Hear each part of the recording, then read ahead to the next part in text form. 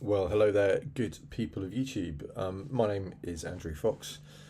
I'm a retired army officer. I did 16 years in the British Army, leaving with the rank of Major. But for the last 8 years, I've been a researcher in the Middle East and in disinformation.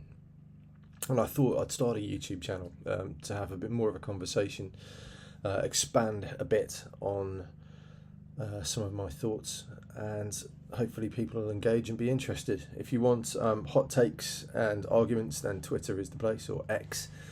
I'm at Mr. underscore Andrew underscore Fox. Or if you want my serious studied thinking, where I've written it down, given time and thought to long answers, then Substack's the place, which is also mrandrewfox.substack.com. But today I thought I'd talk very briefly about the strategic boa constrictor that Israel finds itself in. Now you have to consider there are kind of two sides to the squeeze going on with Israel at the moment. You've got the sort of lesser threat, the crazy jihadis like Al Qaeda or ISIS, who will take targets of opportunity, but what they won't do is attack Israel in any great scale or any great depth. You've then got the sort of Iranian proxy element, and we're looking at Hezbollah in Lebanon. You're looking at more Hezbollah in Syria and various other Syrian factions. You're looking at the Houthis in Yemen. All of them are funded by the Iranian Revolutionary Guard Council. They're all effectively controlled by Tehran. And they want to destroy Israel. Israel is a symbol for them of the Western system that they hate so much. And, they've got an openly stated desire to get rid of the state of Israel. So Israel's at least on two sides surrounded by them. You've then got the Muslim Brotherhood faction, which is sort of gets strategic direction from Ankara in Turkey. It gets financial backing from Doha and Qatar. And also, it's got a very strong presence in Egypt, particularly in the Israeli security services. So that pretty much puts Israel surrounded on all sides. The trouble that Israel faces now is with the war in Gaza. It's only really a sideshow. It's a much bigger problem that 60,000 Israelis have been displaced internally by rockets from Hezbollah in the north in the aftermath of 7th of October. That northern border is fundamentally unsecure, and that's really a bigger problem for Israel. The reason it's a bigger problem is because Hezbollah are a lot better trained, a lot better armed, a lot better experienced than Hamas. They've had a lot of fighters go over to Syria and fight there. And you've got to understand that they're in breach of their UN 1701 from 2006, the UN resolution obligations. And whilst they remain south of the Litani River in Lebanon, they're going to have anti-tank rockets that they can directly aim at Israeli settlements. And that's a real problem. The longer range rockets, that's something they can deal with on a slower time basis. The Iron Dome is very good. They've got interception through the Israeli Air Force. Those big rockets are in the air for a bit longer. There's more time to do something about them. Obviously, long term, that's not a sustainable position, so it'll need handling. But people can't move home whilst Hezbollah are inside that sort of anti-tank rocket range where they can directly hit settlements. So back to Gaza, it's really tricky. They've had a strategy. I'm not entirely convinced on the strategy. From what I've seen, the destroy Hamas rhetoric, it's not necessarily a military objective. You would need to do some kind of political piece in line with that. And they've suggested one. I don't know if you've seen the document. Netanyahu briefed it back in March, and it suggests a sort of an enduring presence in Gaza, some sort of reconstruction, some sort of political reform under the auspices of the IDF security apparatus. Now, they're not at that point yet. What they're doing at the moment is that long, kind of repeated clearance of Hamas targets when targets of opportunity arise. So they've done a big sweep through Gaza City. They've done a big sweep through Khan Yunis. They're now doing a sweep through Rafah, all very successfully. But you're never going to destroy an organisation like Hamas in that manner. I've said this since I think my first post on this on X or Twitter was back on 12th of October or something like that. You know, you can degrade them, you can get their fighting ability worn down, you can attack their infrastructure, you can delete members of their personnel, to phrase it gently. But you can't eradicate them completely through military means. But the alternative, or the next stage, is a long and comprehensive counterinsurgency campaign. And that's very much the mistake that we in the West made throughout Iraq, throughout Afghanistan, where you go in with insufficient troops to fully dominate the ground. And let's be really, really clear, the IDF does not have enough troops to totally dominate the whole of Gaza.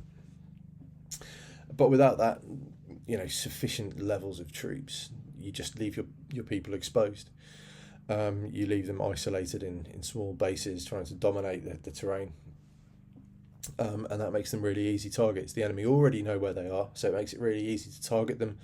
It makes it really easy to guess which routes they're going to use, and therefore put IEDs and such like, you know, or mines to put it in normal person speak. And it's a recipe for horrible attrition and death by a thousand explosions, whilst, because you haven't provided security, no political reconstruction can really take place anyway. So the Israeli strategy is articulated. I'm not entirely convinced with. I think a far better idea would be to destroy what they can, seal off the border, and then go worry about Hezbollah. But there's another dimension here, of course, is that Hamas have a strategy. You know, in any conflict, both sides have something they want to achieve and a way they're going to achieve it. And Hamas's kind of initial strategy is essentially survival at this point, which is why I'm quite sceptical about the deal that Mr. Biden's putting forward. He said it's a way to eventually make sure that Hamas don't run the Gaza Strip, but no way forward for that has been articulated, and I'm not entirely sure what it's supposed to be. I also struggle to see Hamas agreeing to a deal that sees them out of power, given that their whole aim for this operation was to survive. I don't know why you would agree to that ceasefire. Ultimately, their leaders are in Qatar. They're sat in Doha. Their leadership on the ground in the Gaza Strip are underground in the tunnels. They're not going to get killed, and they're quite happy to sacrifice as many civilians or as many of their fighters as they see fit. Now, the longer term ramifications of this are really interesting as well, because Israel have had to slow their pace of operations, and that's all down to Hamas's strategy, which was simultaneously with 7th of October and the massacre in Israel, and, you know, go in there, kill as many Jews as you can. The other side of their strategy is there's been this comprehensive media campaign where they've essentially inverted what's going on and made Israel into the aggressor. It involves 40 years of KGB-style disinformation tactics. We're talking about subverting the press. We're talking about publishing lies and facts and getting Western media to print them. We're talking about front organisations like the Palestinian Solidarity Campaign, who are quite actively subversive in getting people onto the streets of Western, or particularly British nations, in order to put pressure on our government to make Israel stop. So the overall strategy for Hamas was to commit October the 7th, but then use international pressure to force Israel to let them get away with it. And throughout the campaign in Gaza, of course, you've seen genuine photos of really terrible things, but you've also seen endlessly staged atrocities. You've seen pictures rehashed from Syria, presented as having been from Gaza. And that's all very part of this deliberate campaign designed to shock people, generate an emotional response against Israel for perpetrating those deaths of civilians who, of course, have been forced into harm's way by Hamas. So that's been their strategy, and it has been very effective. But what it's been really effective in doing is slowing down the Israeli assault. I'm not sure Israel has the desire to wipe Palestinians off the map. They do have the capability, however. But in giving all that time for civilians to get out of those areas, that huge humanitarian corridor down from Gaza City, which shifted over 1 million people, and then the subsequent pause before Rafah to get well over 900,000 moving into the humanitarian areas. that has had the effect of slowing operations, and it's given time for international outrage to build even further. And you've seen it this week with the all eyes on Rafah nonsense that's been pushed by not only the sort of the bot farms, but also from those super spreader accounts with millions of followers who you can get that message out and disseminated really quickly. And all of this has ratcheted up the tension on Israel. So it's not only slowed down the pace of ops, which has been really disadvantageous to the IDF, but what it's also done is give time for that pressure cooker of international pressure to build. With the ICJ and ICC being other prongs of attack that South Africa, and the ICC have used to try and leverage Israel to stop fighting. But it has been a good strategy, and we're in a slightly worrying situation, I would suggest, for kind of the IDF perspective, in that the longer this goes on, I suggest the longer Hamas have the chance to stay in power and stay in existence. You've still got that strategic squeeze coming from the Iranian and Muslim Brotherhood axes. And then you've got the West Bank, and I think that's getting overlooked quite heavily in reporting in the West. But I think Hamas now have a genuinely good chance of seizing power in the West Bank in the elections that come afterwards. And you can see that tension between the two halves of the Palestinian and affiliated sort of countries, or areas, if you will. And the ceasefire pressure that Israel are under now, actually, this deal looks to me like the best deal possible for Hamas. Biden says it will get them out of power. I don't see any route towards that. But if Israel cease fire now, then essentially everything they've done, every bit of prestige they've lost on the international stage, every IDF soldier killed or wounded, every, emboldened attack on Israel has all been in vain if Israel stop now. They will have failed in all of their war aims if the war in Rafah is not completed. I don't think it's hard to overestimate just how bad this is as a deal. But the killer piece here is the hostages. That's the flanker in all of this negotiation stuff. There are Israeli hostages in Gaza, and it will go politically very badly for the Israeli war cabinets, Netanyahu in particular, if there's an opportunity to get those hostages out, and it's not taken. And I'm in two minds about it. I know hostage families. I know the pain and the psychological torture they've been put through by Hamas, and I'd really like that suffering to end on my friend's behalf. But as a Middle Eastern analyst and a defence writer,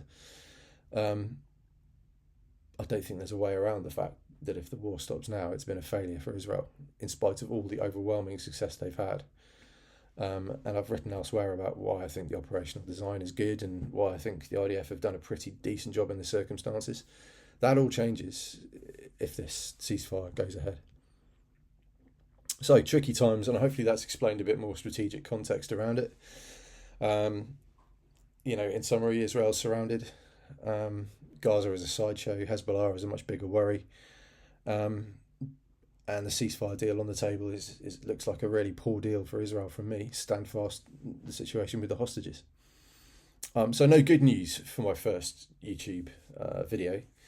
But if you enjoyed it, please do please do subscribe. And you can also follow me on my other social media platforms. But thanks very much for listening, and I'll see you next time.